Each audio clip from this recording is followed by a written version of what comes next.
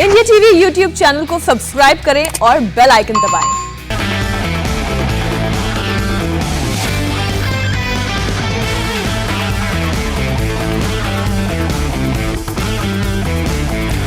नमस्कार, आज की बात में आपका स्वागत है। आज की बात में सियासत की बात तो हम हर रोज करते हैं, टकराव की बात करते हैं, नफरत की बात करते हैं, लेकिन आज एक खास बात आपसे करना चाहता हूं।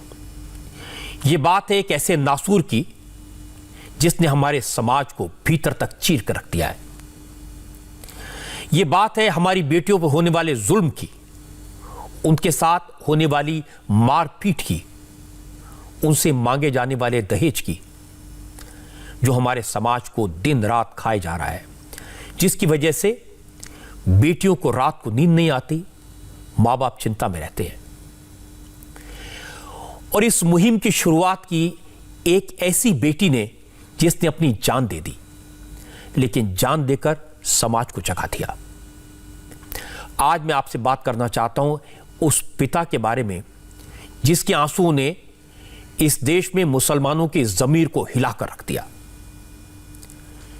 बेटी की मौत का, पिता के आंसुओं का असर यह हुआ कि कल से मुल्क की सभी मस्जिदों में मौलाना जुमे की नमाज के बाद लोगों को यह कसम दिलाएंगे कि न लड़के के मां बाप से बेटे की शादी में दहेज लेंगे और न लड़की के मां बाप बेटी की शादी में दहेज देंगे। जो दहेज की मांग करेगा उसका सोशल बॉयकॉट किया जाएगा। जो बेटी पर जुल्म करेगा, जो बीवी से मारपीट करेगा, जो पत्नी को घर से बाहर निकालेगा, उससे समाज दूर रहेगा, उसका सोशल बॉयकॉट किया जाएगा। ऐसे लोगों को इंसान नहीं हैवान माना जाएगा। इस बात को सबसे इफेक्टिव तरीके से सामने रखा असदुद्दीन ओवैसी ने। ओवैसी साहब राजनेता हैं। हम कई बार उनके बारे में बात करते हैं कि वो हिंदू और मुसलमान की बात करते हैं, वो वोटों के लिए सियासत करते हैं, लेकिन आज जो असदुद्दीन ओवैसी ने कहा उसने मुझे हिलाकर रख दिया और वाकई में मैं उनको सलाम करना चाहता हूं। ओवैसी साहब ने मुसलमानों के ज़मीर को ललकारा, बीवियों पर जुल्म करने वालों को, उनके साथ मार पिटाई करने वालों को, बीवियों से पैसों की डिमांड करने वालों को जमकर डांट लगाई, लताड़ा, नसीहत दी, अल्लाह का वास्ता दिया। उन्होंने दहेज को हराम बताया और कहा कि बच्चों पर जुल्म करने वालों को शर्म से डूब मरना चाहिए। इसीलिए आज मैं असदुद्दीन ओवैसी की यह तकरीर आपको सुनाना चाहता हूं और आप ध्यान से सुनिएगा। आपको लगेगा कि वाकई में उन्होंने देश की बेटियों के लिए, बहुओं के लिए, बीवियों के लिए, इस देश की औरतों के लिए अच्छी बात कही है। अहमदाबाद में जो मुसलमान बच्ची का दर्दनाक दिलसोज वीडियो आया है जिसने खुदकुशी कर ली, मैं आप तमाम से अपील कर रहा हूं, चाहे आप कोई भी मजहब के हो, इस जहेज की लानत को खत्म करो। जहेज की लानत को खत्म करो। अगर तुम मर्द हो ना, तो बीवी पर जुल्म करना मर्दानगी नहीं है, बीवी को मारना मर्दानगी नहीं है, बीवी से पैसों का मुतालबा करना मर्दानगी नहीं है। तुम मर्द कहलाने के भी लायक नहीं होगा अगर तुम ऐसी हरकत करोगे। वो मासूम बच्ची पर जुल्म किया गया, वो तंग आ गई जहेज की लानत की, जहेज का मुताले पर, उस आदमी के मारने और पीटने पर, और उसने इतना बड़ा इक़दाम कर लिया। शर्म आनी चाहिए उन घर वालों को जिन्होंने हमारी इस बेटी को मजबूर किया। मैं तो अल्लाह से दुआ करूंगी, अल्लाह तुमको गारत करे तुम लोगों को। कैसे तुम मर्द हो जो बच्चियों को मार रहे हो, उनकी जानें ले रहे हो? क्या तुम में इंसानियत मर चुकी है? और ऐसे कितने लोग हैं जो अपनी बीवियों पर जुल्म करते हैं, थप्पड़ मारते हैं, जहेज का मुतालबा करते हैं, हामिला बीवियों को ढकेलते हैं और बाहर निकलकर अपने आप को बड़ा फरिश्ता कहलाते हैं। अरे याद रखो, तुम दुनिया को धोखा दे सकते हो मगर अल्लाह को नहीं देख सकते। याद रखो, अगर तुम अपनी बीवियों को मारोगे तो कल यही मार का तुमको हिसाब हशर के मैदान में देना पड़ेगा। तुम कहते हो कि मैं मोहम्मद सल्लल्लाहु अलैहि वसल्लम का उम्मती हूं, अरे शर्म से डूब मरो। तुम रसूलुल्लाह की उम्मती हो और अब बच्ची को मारते हो, उस बच्ची से जहज का मुतालबा करते हो। अरे इस्लाम में जहज का मुतालबा करना हराम है, हराम है, हराम है। तुम सुअर का गोश्त भी नहीं खा रहे बल्कि तुम हराम काम कर रहे हो। खत्म करो ये जहज को। क्या लेके जाओगे खबर में, क्या लेके जाओगे तुम किसी बच्ची पर जुल्म करके? कितनी दौलत तुमको चाहिए? सोचो इस बात को, खत्म करो इन बुराइयों को अपने माशरे से। बच्चियां, अल्लाह के रसूल सल्लल्लाहु अलैहि वसल्लम मुसलमानों के लिए कह रहा हूं बल्कि दुनिया को बता रहा हूं कि हमारे रसूल सल्लल्लाहु अलैहि वसल्लम जब अपने बेटी से मिलने जाते, शहजादी जन्नत से, या वो आती, अल्लाह के रसूल सल्लल्लाहु अलैहि वसल्लम अपनी साहबजादी के लिए खड़े हो जाते, बेटी के लिए खड़े हो जाते थे। हजरत फातिमा के लिए पेशानी पर बोसा देते अपनी बेटी को। और तुम क्या कर रहे हो? मेरे अजीज दोस्तों और बुजुर्गों, ये मजलिस के जिम्मेदारों की, मजलिस के जिम्मेदारों का जलसा है। हमारी भी कोशिश होनी चाहिए कि पहले अगर हमारे घर में ऐसा हो रहा है इसका खात्मा करो, हमारे मोहल्ले में हो रहा है समझाओ लोगों को, समझाओ उन लोगों को। और मैं हमारी बेटियों से कहूंगा कि डरना नहीं, तुम हरगिज अपनी जान नहीं लेना, तुम कभी अपनी जान नहीं लेना, कभी नहीं लेना तुम अपनी जान। तुम जिंदा रहो, हम तुम्हारे साथ हैं। तुम्हारी जान की कीमत है मेरी बेटियों।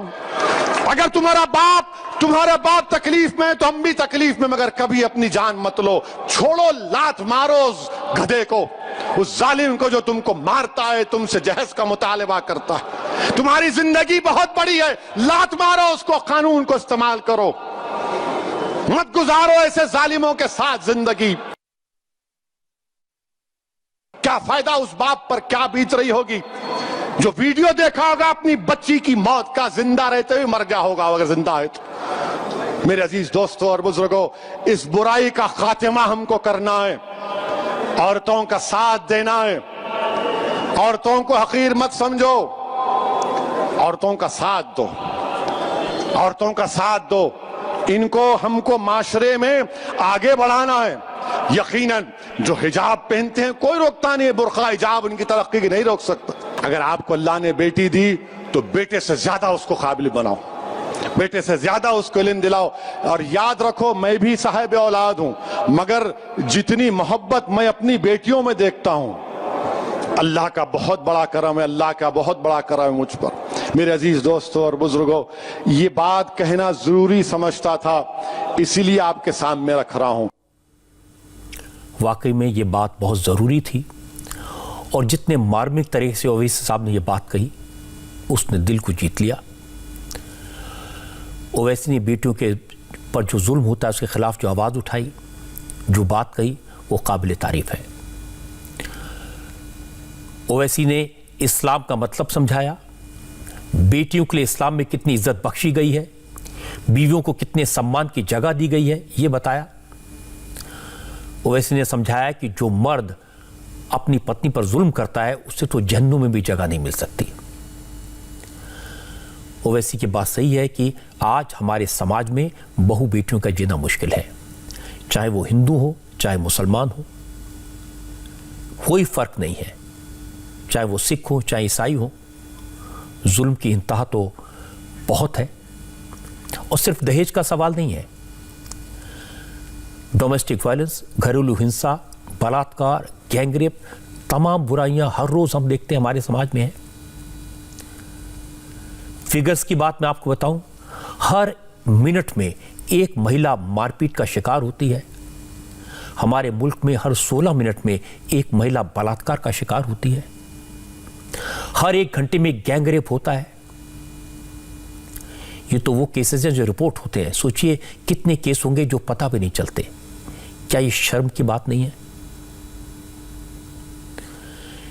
आज एक बड़ा डेवलपमेंट ये हुआ कि बहु बेटियों पर जुल्म के खिलाफ मौलाना और मौलवी खड़े हो गए। कल मुल्क की सभी मस्जिदों में जुमे की नमाज के बाद होने वाली तकरीर में मौलाना दहेज के खिलाफ, बेटियों पर हो रहे जुल्म के खिलाफ अपील करेंगे, आवाज उठाएंगे। कल बेटियों की हिफाजत की आवाज मस्जिदों से सुनाई पड़ेगी। मज़हब इस्लाम में पैगम्बर इस्लाम हज़रत मोहम्मद साहब सल्लल्लाहु अलैहि वसल्लम ने बहुत साफ़ अल्फाज में बात इरशाद फरमाई है कि तुम में सबसे बेहतर शख्स वो है, तुम में सबसे अच्छा शख्स वो है जिसका कि सलूक अपनी बीवी के साथ सबसे अच्छा है। यह जहेज़ का मुतालबा करना मज़हब इस्लाम में, इस्लामी शरीयत में, मुस्लिम पर्सनल लॉ में मुकम्मल तौर पे नाजायज़ है और हराम है। और जाहिर सी बात है किसी भी मर्द को ये उसकी मर्दानगी के लिए ये बात मुनासिब नहीं है कि वो किसी के आगे भी हाथ फैलाए ना चाहिए कि अपने बीवी के आगे अपने ससुराल वालों से ये मुतालबा करे कि उसके ख्वाहिशात को पूरा किया जाए, उसको फ़लाँ फ़लाँ चीज़ दी जाए। तो इसीलिए मैंने हम लोगों ने तमाम मसाजिद के इमामों से अपील की है कि अब की जुमे से हर जुमे के खुतबे में जो मज़हब इस्लाम में इस सिलसिले में अहकामात जारी किए हैं, जो मियाँ बीवी के हुकूक़ हैं, जो मियाँ बीवी के एक दूसरे के लिए ज़िम्मेदारी हैं, उनको वाज़े करें। क्योंकि जुमे का खुतबा एक ऐसा ज़रिया होता है जिसमें ज़्यादातर मुसलमान मस्जिद में जमा होते हैं और बहुत ही रिलीजियसली जो बात कही जाती है उसको सुनते हैं और फॉलो करने की कोशिश करते हैं। और हम सब की ये कोशिश होनी चाहिए कि इस तरीक़े का अफसोसनाक वाक़या दोबारा न दोहराया जा सके, कोई भी दूसरी आयशा जैसा वाक़या ना हो। इसके लिए ज़रूरी है कि हम लोग इस बात का भी अहद करें कि ना हम अपनी बच्ची के शादी में जहेज़ दें और ना अपने लड़के के शादी में जहेज़ लें, बल्कि जहाँ कहीं भी किसी भी निकाह में कोई भी जहेज़ का मुतालबा करें तो जो भी निकाह पढ़ाने जाए उसको चाहिए कि उसकी मुखालफत करें। ये सवाल सिर्फ मज़हब का नहीं है। इस्लामिक धर्मगुरु तो इसलिए बोल रहे हैं क्योंकि इस घटना की जो शुरुआत हुई रिसेंटली, रिएक्शन हुआ, जिस लड़की ने अपनी जान दे दी वो एक मुस्लिम लड़की थी। इस्लामिक स्कॉलर और इंटेलेक्चुअल्स भी बेटियों पर होने वाले जुल्म के खिलाफ आवाज़ उठाने के लिए इसलिए सामने आए हैं। आयशा की मौत पर इस्लामिक स्कॉलर जफर सरेशवाला का कमेंट सुनने लायक है। जफर ने कहा कि अगर 5 वक्त का नमाजी भी औरत की बेइज्जती करता है, उन पर जुल्म करता है, तो उसे अल्लाह कभी माफ नहीं करता। लानत है ऐसे मर्दों पर, यानी जो मर्द औरत पर जुल्म करता है, जो मर्द औरत पर हाथ उठाता है, जो मर्द औरत से पैसा तलब करता है, जो मर्द औरत से दहेज लेता है, वो मर्द नहीं है, नामर्द है, नामर्द है। यानी जब ये मर्द ही नहीं है तो फिर वो काय का मुसलमान और काय का हिंदू। यानी ऐसे नामर्द हमारे समाज में घूम रहे हैं अभी भी कि लोग नमाज पढ़ने को दीन समझते हैं, रोजा रखने को दीन समझते हैं, हज में जाने को दीन समझते हैं, उम्रे पे उम्रा करते हैं, लेकिन औरत के साथ जो घर में आई है उसको इज्जत की जिंदगी देना, उसकी डिग्निटी को मेंटेन करना, उसको ये लोग दीन नहीं समझते। अरे मेरे भाई, वो तेरे नमाज पढ़ने से ज्यादा बेहतर है कि वो औरत जो लड़की तेरे घर में आई है उसके साथ वो इज्जत का मकाम देना, उसको वो ज्यादा बड़ी नेकी और दीनदारी है। अब मैं आपको बताता हूं अहमदाबाद की वो कौन सी बेटी है जिसकी मौत ने मौलानाओं के, स्कॉलर्स के ज़मीर को जगा दिया, जिसने हिंदू और मुसलमान सबके दिलों को हिला दिया। आयशा की मौत ने ओवैसी के दिल को झकझोर दिया। मौलाना फिरंगी महली को आयशा की मौत ने परेशान कर दिया।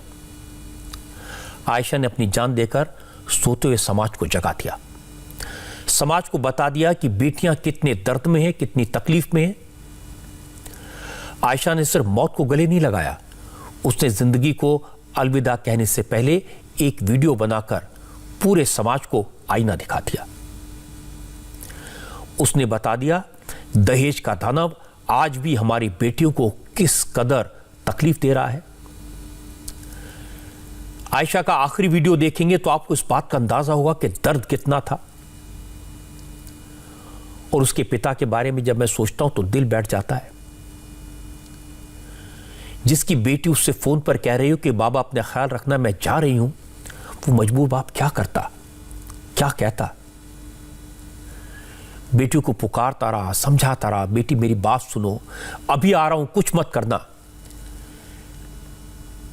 लेकिन बेटी का जालिम पति उससे कहता था मर जाओ, आखिरी वीडियो भेज देना, तभी यकीन करूंगा कि तू मर गई। जरा सोचिए कितना जालिम रहा होगा वो शख्स जो अपनी पत्नी से मरने के लिए कह रहा हो, मौत का सबूत मांग रहा हो, और किस लिए? कुछ पैसों के लिए, दहेज के लिए।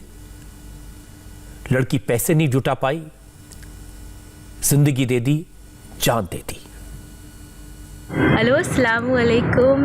मेरा नाम है आयशा आरिफ खान और मैं जो भी कुछ करने जा रही हूँ अपनी मर्ज़ी से करना चाहती हूँ।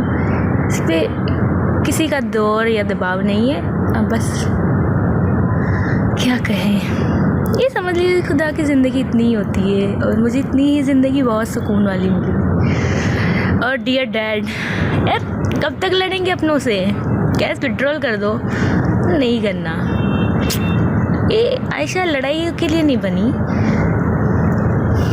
प्यार करते हैं आरिफ से, उसे परेशान थोड़ी ना करेंगे। अगर उसे आज़ादी चाहिए ठीक है, वो आज़ाद रहे। चलो, अपनी ज़िंदगी तो यहीं तक है। मैं खुश हूँ कि मैं अल्लाह से मिलूँगी, उन्हें कहूँगी कि मेरे से गलती कहाँ रह गई। माँ बाप बहुत अच्छे मिले, दोस्त भी बहुत अच्छे मिले, बस कहीं कमी रह गई मुझ में या शायद तकदीर में। मैं खुश हूँ, सुकून से जाना चाहती हूँ। अल्लाह से दुआ करती हूँ कि अब दोबारा इंसानों की शक्ल ना दिखाए। एक चीज़ ज़रूर सीख रही हूँ, मोहब्बत करनी है तो दो तरफ़ा करो, एक तरफ़ा में कुछ हासिल नहीं।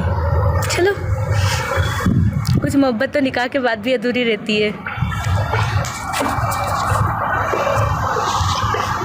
ये प्यारी सी नदी, प्रे करते कि ये मुझे अपने आप में संभाले और मेरे पीठ पीछे जो भी हो प्लीज़ ज़्यादा बखेड़ा मत करना। मैं हवाओं की तरह बस बहना चाहती हूँ और बहते रहना चाहती हूँ, इसी के लिए नहीं रुकना। मैं खुश हूँ आज के दिन कि मुझे जो सवाल के जवाब चाहिए थे वो मिल गए और मुझे जिसको जो बताना था सच्चाई वो बता चुकी हूँ। बस काफ़ी है। Thank you. और मुझे दुआओं में याद करना, क्या पता जन्नत मिले या नहीं मिले। चलो, अलविदा। यह आयशा का आखिरी वीडियो है। 23 साल की आयशा ने अहमदाबाद में साबरमती नदी में कूदकर अपनी जिंदगी खत्म कर दी।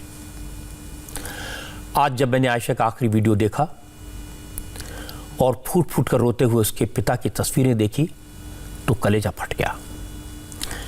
किसी भी बेटी के पिता के लिए तस्वीरें सबसे बड़ा दुख है। बेटी क्या होती है, पिता के लिए बेटी का क्या मतलब है, पिता की आंखों में बेटी के लिए कैसे सपने होते हैं जो पिता अपनी बेटी को पलकों पर बिठा कर रखना चाहता है। अगर उस पिता से बेटी कहे वो मरने जा रही है, पापा अपना ख्याल रखना, अब जीना नहीं चाहते, तो सोचिए उस पिता का क्या हाल क्या होगा, उस पर क्या बीती होगी। आयशा के अब्बा अब हर रोज हर पल इस दर्द को झेल रहे हैं। आयशा तो चली गई, लेकिन उसकी आवाज, उसके आखिरी लफ्ज, उसका दर्द, उसकी तकलीफ से भरी दास्तान हर वक्त बूढ़े अब्बा के कानों में गूंजती रहती है। आज जब मैंने आयशा की आवाज सुनकर फूट फूट कर रोते पिता की तस्वीरें देखी तो लगा हमारे बीच में कैसे हैवान है, कैसे जालिम है जो अपनी बीवी को मरने पर मजबूर कर देते हैं। वो कैसे राक्षस हैं जो बहू बेटियों पर जुल्म करते हैं, उनसे पैसे मांगते हैं। उसे आज़ादी चाहिए ठीक है, वो आज़ाद रहे। चलो, अपनी ज़िंदगी तो यहीं तक है। मैं खुश हूँ कि मैं अल्लाह से मिलूँगी, उन्हें कहूँगी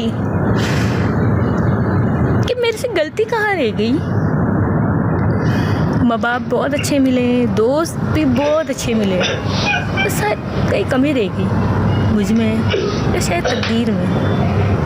मैं खुश हूँ, सुकून से जाना चाहती हूँ। अल्लाह से दुआ करती हूँ कि अब दोबारा इंसानों की शक्ल ना दिखाए। आयशा पढ़ी लिखी लड़की थी, उसकी बात में कितना दर्द है, कितनी सच्चाई है। जरा सोचिए, आखिरी वक्त में भी वो हंसने की, मुस्कुराने की कोशिश कर रही थी। उसके दिल में कितना दर्द था, कितनी तकलीफ छुपी थी, ये सब वो छुपाने की कोशिश कर रही थी। और बेटियां ऐसी होती हैं। जानते हैं आयशा ने मौत से पहले वीडियो क्यों शूट किया? ये वीडियो भी उसने अपने उसी जालिम पति के कहने पर बनाया जिसकी वजह से उसने अपनी जान ली। आयशा ने नदी में कूदने से पहले अपने पति आरिफ से बात की। इस बेदर्द इंसान से आयशा ने कहा कि वो मरने जा रही है, तो आरिफ ने उसे रोका नहीं। ये कह दिया अगर तुझे सुसाइड करना है तो कर ले, लेकिन नदी में कूदने से पहले एक वीडियो जरूर बना देना और उसमें कह देना ये कदम मैं अपनी मर्जी से उठा रही हूं, किसी ने तुम पर दबाव नहीं बनाया, वरना लोग मुझे परेशान करेंगे। ये सोचकर भी गुस्सा आता है, आग लगती है। कैसा होगा वो बेरहम शख्स जो अपनी वाइफ से इस तरह की बात करे। और आयशा के देखिए, आरिफ से प्यार करती थी, इसलिए आयशा ने आरिफ के कहने पर वीडियो बनाया और नदी में कूदने से पहले वीडियो आरिफ को भेजा भी। लेकिन आरिफ ने क्या किया, उसने इस वीडियो को सोशल मीडिया पर पोस्ट कर दिया, जिससे वो ये कह सके कि आयशा ने अपनी मर्जी से खुदकुशी की, इसमें उसका कोई कसूर नहीं है। आरिफ को वीडियो भेजने के बाद आयशा ने अपने पापा को फोन किया, मां से बात की और उन्हें साफ साफ बताया वो अब उनसे बहुत दूर जा रही है, कभी वापस नहीं आएगी, वो नदी में कूदकर जान देने जा रही है। माता पिता रोते रहे, समझाते रहे, बेटी को रोकने की कोशिश करते रहे, लेकिन आयशा का इंसानों से भरोसा उठ चुका था, इंसानियत से यकीन उठ चुका था। उसने माता पिता से आयशा की आखिरी बातचीत जो की वो आप सुनेंगे तो रोंगटे खड़े हो जाएंगे। आप उस पिता का दर्द महसूस कर पाएंगे जिसकी बेटी को दहेज का दानव निकल गया। कहाँ पर रहेगी तू? रिवर फ्रंट पे हूँ, आ रही हूँ मैं। आज मैं मोन्टू को भेजता हूँ। हेलो सोनो, हाँ मेरी बात सुन बेटा। अरे कुछ नहीं सुनना पप्पा, देख गलत बात मत कर, ले अम्मी से बात कर। मुझे कुछ नहीं सुनना, मेरे को बस पानी में कूदने तक तो सो है। नहीं बेटा ऐसा काम मत करना, बहुत हो गया। ऐसा कार करने से तो लोग बोलेंगे कि ये खराब थी। इसे जो चाहे बोलना है। नहीं बेटा ऐसा कुछ काम नहीं करना। तेरे ने मुझ पानी में कूदना है, मैंने नहीं जीना माम। बोस पाक बाबा की कसम से कोई ऐसा काम मत करना कुछ भी। मेरे नहीं जीना माम, मैं बस थक गई हूँ। हाँ तो कुछ भी नहीं, अल्लाह मालिक है, माफ करेगा। जालोर बोलना, चल मेरी बात सुनो, किसी से बात नहीं करनी, उसको नहीं लाना मेरी जिंदगी में। आजादी चाहिए तो आजादी चाहिए ना, आजादी चाहिए ना। बोलते तुम मरने जा रही, वीडियो बना के भेज देना ताकि मेरे को पुलिस न ले। मैंने ठीक है, मैंने वीडियो दे दी उसको। हाँ ठीक है, मैं मरने जा रही, तुम्हारे में कोई नहीं आएगा। ऐसा करना ही मत कुछ भी। वीडियो भेज दी, अब मैं मरना चाहती हूँ। बहुत थक गई हूँ यार, लाइफ से इरिटेट हो गई हूँ मैं। कब तक हंसूँ मैं? कुछ भी नहीं, ऐसा कुछ नहीं होगा। चल मैं कल जाता हूँ जालोर। जब पापा कल जालोर जाते। अब नहीं पापा, अब लेट हो गया पापा, लेट हो गया। लेट हो गया पापा, कल जा रहे हैं तो कल लेट हो गया। उसको बहुत बेटा तू शांति रख। जी वो मैंने अब नहीं जीना, सोनो अब नहीं जीना ये बेटा। सोनो मेरी बात सुन, अब मैं बता दी। सोनो मेरी बात सुनेगी पहले।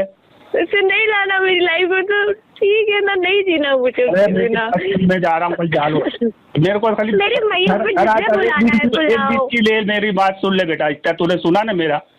पापा नहीं यार, मैं तुमको तकलीफ दूं?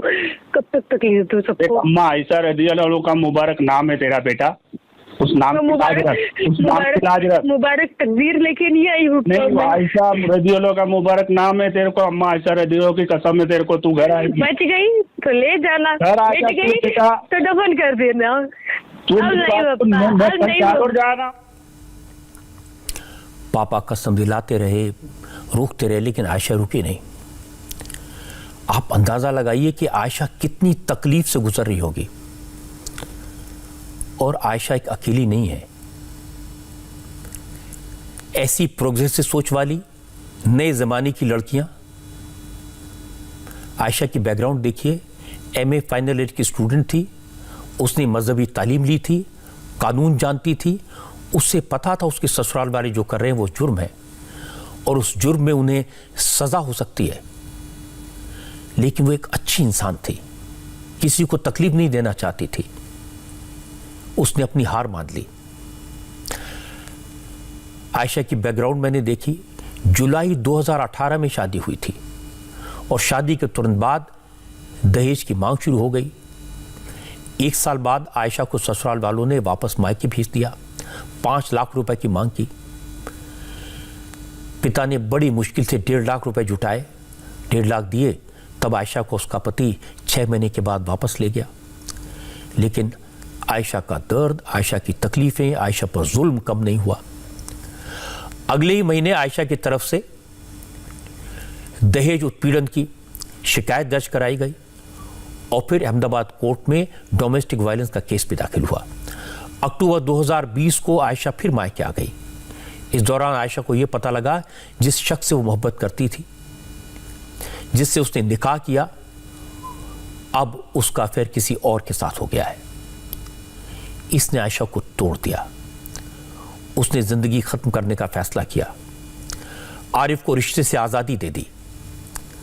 अब आरिफ जेल में है, लेकिन आयशा की मौत ने पूरे समाज को हिला दिया है। अब आयशा के पापा ने बेटियों को बचाना जिंदगी का मकसद बना लिया है। आयशा के पिता ने हाथ जोड़कर कहा, खुदा के वास्ते बेटियों को बचाएं। आप हिंदू हो या मुसलमान हो, सबको मिलकर तय करना होगा कि बेटियों को कैसे महफूज रखा जाए। मेरी बेटी चली गई है, उसका जालिम को तो फांसी भी देंगे तो नहीं आएगी मेरी बेटी। लेकिन दूसरी बेटियां हैं जो हिंदू है, मुसलमान है, सिख है, ईसाई है। अरे यार, इंसान है हम सबसे पहले, मजहब तो बाद में। हमारे वहाँ बच्चा पैदा होता है, उसको पता नहीं है कि वो हिंदू के मुसलमान है। बड़ा होता है तब हम सिखाते हैं कि मंत्र है, ये कुरान है, ये बाइबल है। अरे यार, हम हिंदू मुसलमान तो उसको बताते हैं। आज की लड़ाई है हिंदू मुसलमान की नहीं है। और बहुत लड़े हम हिंदू मुसलमान। अरे भाई, कभी तो इंसानियत के लिए लड़ो यार। अरे कभी तो बेटियों के लिए लड़ो। कब तक मरेगी वैसे बेटियां? दूसरी बची हुई आयशा को बचा लो। मैं मीडिया से, सरकार से, हमारी गुजरात सरकार, हमारे नरेंद्र मोदी साहब से भी अपील करता हूँ कि कुछ ऐसा कानून बनाओ, कुछ ऐसी सजा दो, मेरी बच्ची आयशा का भी इंसाफ हो और आने वाली बच्चियां कभी ऐसा कदम ना उठाए। ना कोई पति ऐसी देवे उसको इस तरह से उकसावा कि मेरी बच्ची है ना, हिम्मत वाली थी। वो तो औरों को हिम्मत देने वाली बच्ची थी मेरी। एमए फाइनल करती थी, कुरान शरीफ पढ़ी हुई थी, इस्लाम की जानकारी थी, नमाजी थी। ऐसा तो जालिम ने क्या कहा उस 72 मिनट की बात में कि मेरी बच्ची ने इतना बड़ा कदम उठा लिया। अरे इसके लिए लड़ो, बचाओ। मैं दूसरी आयशा हूँ, जहाँ की जो भी धर्म की बेटी है वो मेरी आयशा है। बस हाथ जोड़ के यही कहता हूँ, बस उस बेटियों को बचा लो, इसके लिए आवाज उठाओ। कुछ तो ऐसा बढ़ाओ कि बेटियां बचे। आयशा के पापा ने कितनी बड़ी बात कही। एक पिता जिसने अपनी बेटी खोई हो, वो अपना दर्द भूलकर आज हम सबसे कह रहा है कि हम सबको अपनी बेटियों को बचाने के लिए लड़ना चाहिए। इसमें मज़ाक आड़े नहीं आना चाहिए। आयशा के पिता ने जो कहा वो हर पिता के दिल की इच्छा है। हर बेटी का बाप चाहता है कि उसकी बेटी खुश रहे, हंसती रहे, मुस्कुराती रहे, कभी उसके माथे पर शिकन ना आए। आयशा चली गई, लेकिन वो हमें एक बड़ा काम सौंप गई है। अब हमें मिलकर लोगों को जगाना है। कल जुमे की नमाज के बाद मस्जिदों में दहेज के खिलाफ अपील की जाएगी। बेटियों के साथ मारपीट करने वालों को चेतावनी दी जाएगी। बीवियों पर जुल्म ढाने वालों को चेतावनी दी जाएगी। मैं चाहता हूं, इससे भी बड़ी बात यह है कि अब बेटियों के हक के लिए जो लड़ाई शुरू हुई है वो मजहब से ऊपर उठकर लड़ी जाए। हिंदू हो, मुसलमान हो, सिख हो, ईसाई हो, किसी भी धर्म के मानने वाले हों, सब मिलकर बेटियों को जुल्म से बचाने के लिए लड़े। इसीलिए आज मैंने मौलानों के साथ साथ साधु संतों से भी बात की, उन्हें भी इस दर्द के बारे में बताया। नतीजा ये हुआ कि आज स्वामी रामदेव, श्री श्री रविशंकर, स्वामी अवधेशानंद गिरी और महंत परमहंसदास जैसे बहुत सारे संतों ने बहु बेटियों से पैसे मांगे जाने के खिलाफ, बेटियों से होने वाली मारपीट के खिलाफ, उन पर हो रहे जुल्म के खिलाफ आवाज उठाने की समाज से अपील की। यह खाली हिंदू और मुस्लिम समाज की बात नहीं, यह मानवता के लिए बहुत बड़े कलंक की बात है। एक बहुत बड़ा ये सोशल क्राइम है, यह बहुत बड़ा धार्मिक आध्यात्मिक अपराध है और उस खुदा भगवान अल्लाह परमात्मा जो भी हम नाम बोले उसकी निगाह में भी एक बहुत बड़ा गुनाह है। मैं तो कहता हूँ दहेज जो लेते हैं, ये दहेज का पैसा घरों में बर्बादी लेकर के आता है, बीमारियां लेकर के आता है, दुर्भाग्य लेकर के आता है और सबको सामूहिक रूप से अंतर्मन से इसका बहिष्कार करना चाहिए। कानून तो एक अपनी जगह है, ठीक है, जो अपराध करेंगे उनको दंड भी मिलता है, मिलना ही चाहिए, लेकिन मात्र कानून से बात नहीं बनेगी। हमें अपने हृदय से स्वीकार करना चाहिए कि एक दूसरे घर की बेटी हमारे घर में आ रही है, उससे बड़ी बात की आवश्यकता। मैं छोटा बच्चा था तब ट्रकों के पीछे लिखा रहता था, गांव में भी दीवारों पर लिखा जाता था दुल्हन ही दहेज है। तो बचपन में तो मुझे समझ में नहीं आता था, आज मैं देखता हूँ कि दुल्हन से बड़ा और दहेज क्या हो सकता है। जो बेटी ने अपना जीवन, अपना सर्वस्व अर्पित कर दिया एक घर परिवार, एक वंश को चलाने के लिए, उस बेटी से दहेज मांगना ये तो बहुत बड़ा गुनाह है।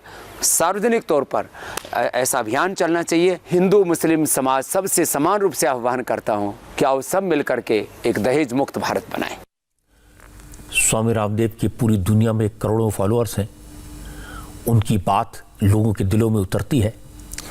इसी तरह से आर्ट ऑफ लिविंग के फाउंडर श्री श्री रविशंकर, उनका भी पूरी दुनिया में सम्मान है। दुनिया के हर मुल्क में उनके फॉलोअर्स हैं। श्री श्री ने आज कहा कि अगर 21वीं सदी में भी दहेज जैसे अभिशाप की वजह से महिलाओं की जान जाती है तो फिर सबको मिलकर सोचने की जरूरत है। सभी धर्मों को तय करना होगा, न दहेज लेना है न दहेज देना है। हर दिन 20 से 21 महिलाएं आत्महत्या कर रही है दहेज के कारण। हम 21वीं सदी में जी रहे हैं, ऐसी हालत नहीं होने देना चाहिए। मैं सबसे अर्ज करूँगा, दहेज देना बंद करिए, लेना बंद करें। लड़के अपने माँ बाप को ये कहें कि आप हमको जहर दे दीजिएगा, दहेज नहीं लूँगा। ऐसे ही लड़कियों के लिए भी, लड़की भी यही बात कहें अपने माँ बाप से, दहेज मांग रहे हो तो ऐसे घर पे आप कदम नहीं रखोगे। हमें इस तरह का एक निश्चित रूप से कार्यक्रम लगा के चलना पड़ेगा, तभी हम भारत में इस प्रथा को बंद कर सकते हैं। चाहे वो हिंदू हो या मुस्लिम हो या क्रिश्चियन हो, किसी भी संप्रदाय के लड़कियों को दहेज के साथ ना देना है न लेना है। और अब हमारे संप्रदाय में ये कन्यादान शब्द हटा दे हमारी जो विधि विधान में। ये तो कोई वैदिक विधि नहीं, वैदिक संप्रदाय में कहीं नहीं कहा कि कन्यादान दे रहे हैं। कोई वस्तु थोड़ी ना है। कन्या को एक परिवार दूसरे परिवार को सुपूत कर रही है, दान नहीं दे रही है, उनको कह रहे हैं आप इनका देखभाल करिए। तो ये जो बातें हैं इस पे हमें सुधार लाना बहुत आवश्यक है। घर घर में, गांव गांव में ये बात पहुंचना चाहिए, ना दहेज देंगे ना लेंगे। आयशा की आवाज, आयशा का दर्द हरिद्वार में महाकुंभ तक पहुंचा। वहां मौजूद संतों को भी आयशा की जिंदगी के डोर टूटने का दुख है। हमने स्वामी अवधेशानंद गिरी से बात की। उन्होंने कहा लोगों को अब नारी के सम्मान के लिए आगे आना ही होगा। आज भी ऐसा होना एक सभ्य समाज के लिए बड़ा दुखद है।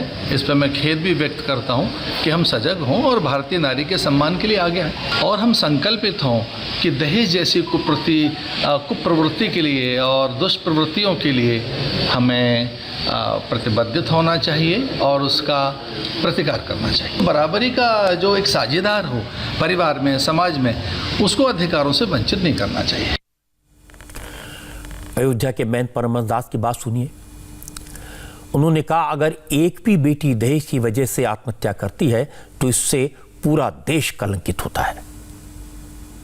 जैसे ही आयशा का वीडियो जो है समाज में वायरल हुआ, जो भी देखा उसकी आंखें नम हो गई और यह बिल्कुल अमानवीय घटना रही है। यह दहेज के लिए इस तरह के न जाने कितने राक्षस ऐसे हैं जो हमारी बहन बेटियों के जीवन के लिए जो है काल बने हुए हैं। दहेज पर कानून बनने के बावजूद भी दहेज के नाम पर ये दहेज रूपी दानव न जाने कितनी जो है तो बेटियों को निगलता जा रहा है।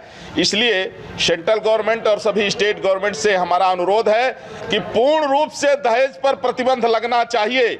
अगर एक भी बेटी दहेज के कारण अगर वो आत्महत्या करती है तो उसका कलंक पूरे देश पर लगता है। जो दोषी है उसको फांसी की सजा होनी चाहिए और महिलाओं का सम्मान हमारी भारतीय संस्कृति में सर्वोपरि था, सर्वोपरि है, सर्वोपरि रहेगा। आज मैं सलाम करना चाहता हूं असदुद्दीन ओवैसी को, जिन्होंने बेटियों पर होने वाले जुल्म को दिल से महसूस किया और बड़े साफ साफ लफ्जों में आवाज उठाई। इसी तरह शुक्रिया मौलाना फिरंगी महली का, जिन्होंने इस जुल्म के खिलाफ आवाज उठाई, दूसरे मौलानाओं को जागरूक किया। मैं नमन करना चाहता हूं स्वामी रामदेव को, श्री श्री रविशंकर को, स्वामी अवधेशानंद गिरी और महंत परमहंस दास को, जिन्होंने इस मुहिम को आगे बढ़ाने में साथ दिया। बेटियों पर जुल्म के खिलाफ कानून तो हैं, दहेज के खिलाफ कानून तो हैं, लेकिन कानून की सीमाएं हैं, सिस्टम की अपनी खामियां हैं। हम सब जानते हैं इन कानूनों का कितना असर हुआ है। पुलिस अपना काम करती है, कोर्ट अपना काम करती है, लेकिन इनकी अपनी सीमाएं हैं। समाज बहुत बड़ा है, देश बहुत बड़ा है। हमने देखा सब कुछ होने के बावजूद बहु बेटियों पर जुल्म कम नहीं हुआ। दहेज का दानव आज भी आग उगलता है और सिर्फ दहेज की बात नहीं है। कितने मर्द अपनी मर्दानगी दिखाने के लिए बीवियों से मारपीट करते हैं, उन्हें घर से निकाल देते हैं। बलात्कार की बात मैंने शुरू में की थी, गैंग रेप की बात मैंने की थी। इसलिए मुझे लगता है कि कानून से भी ज्यादा आज लोगों के ज़मीर को, लोगों की आत्मा को जगाने की जरूरत है।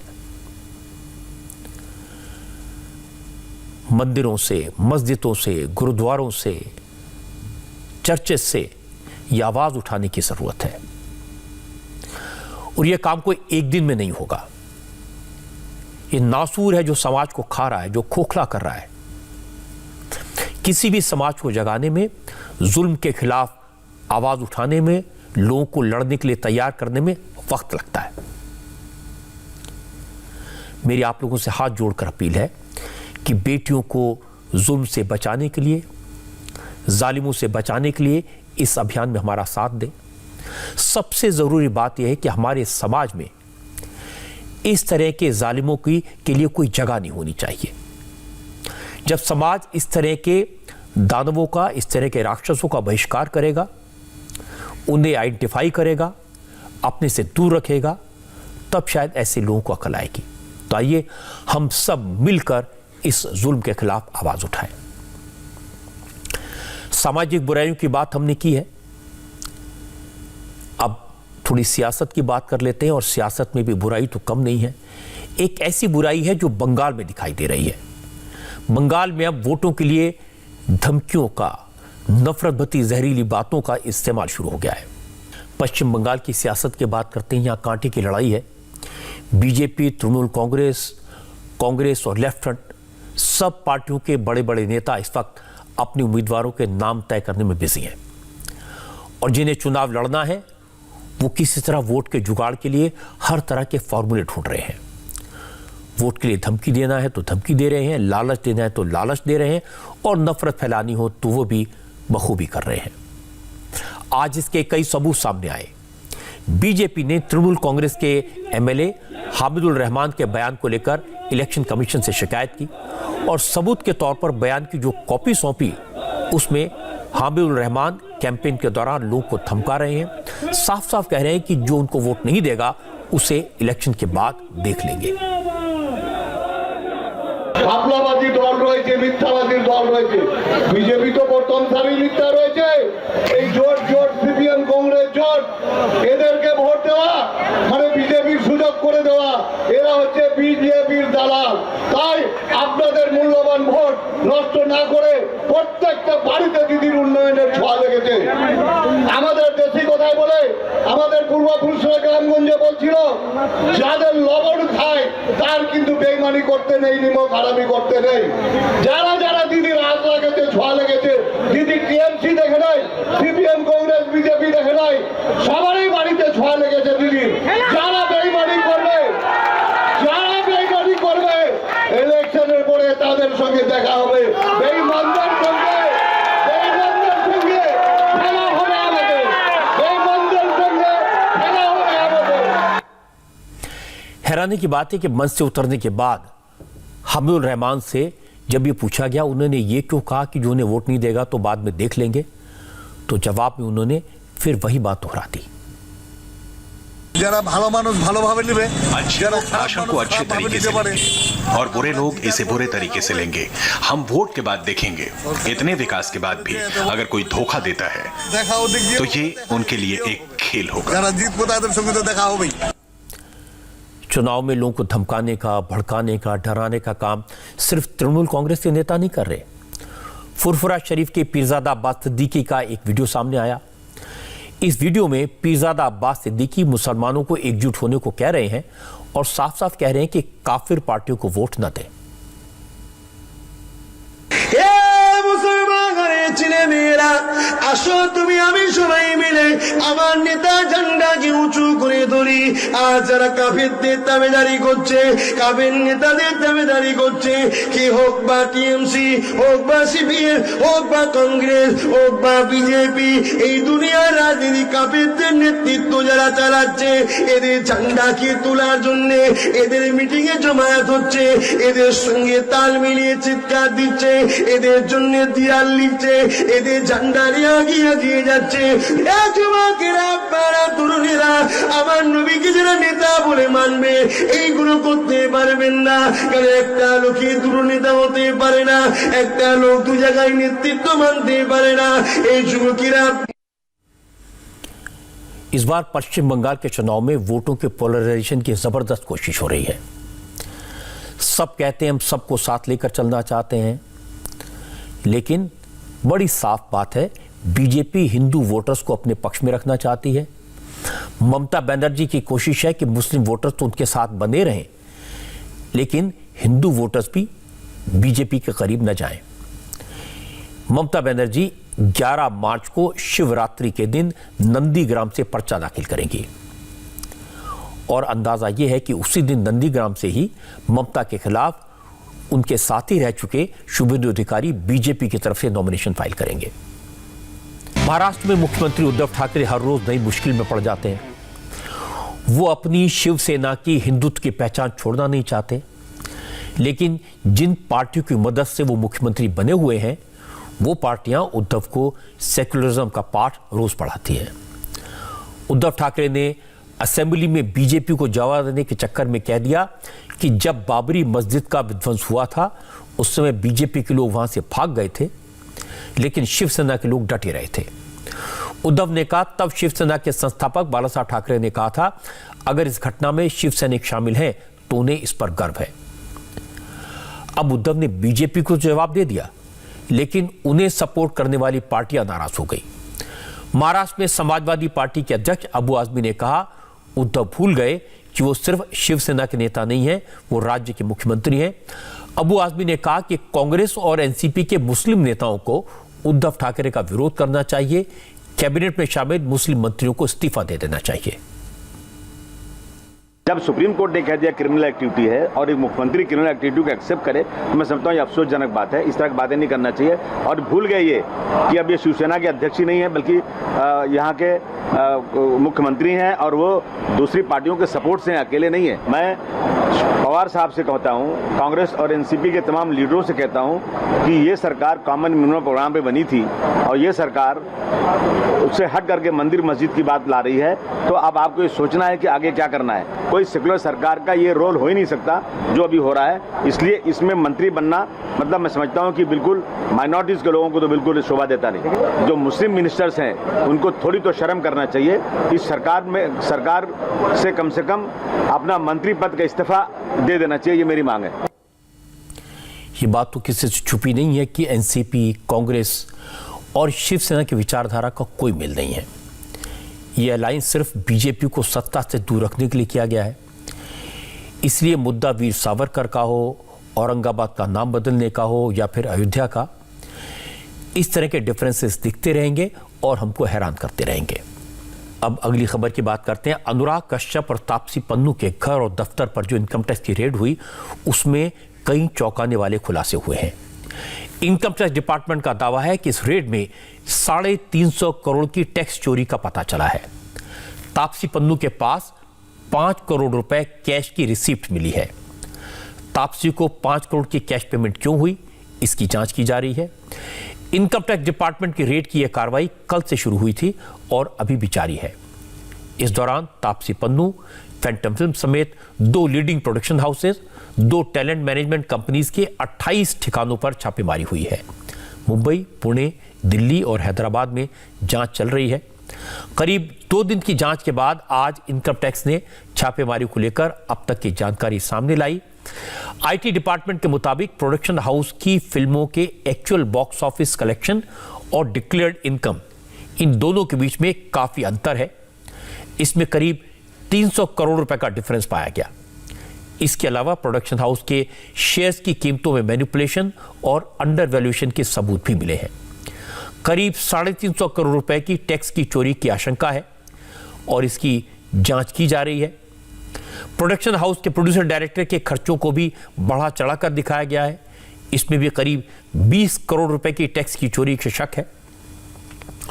2 टैलेंट मैनेजमेंट कंपनियों के यहां छापे में बड़ी मात्रा में डिजिटल डेटा मिला है।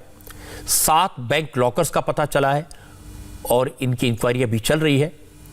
मैं आपको बता दूं कि फैंटम फिल्म्स को अनुराग कश्यप, विकास बहल, मधु मंटेना और विक्रमादित्य मोटवानी ने एस्टेब्लिश किया है।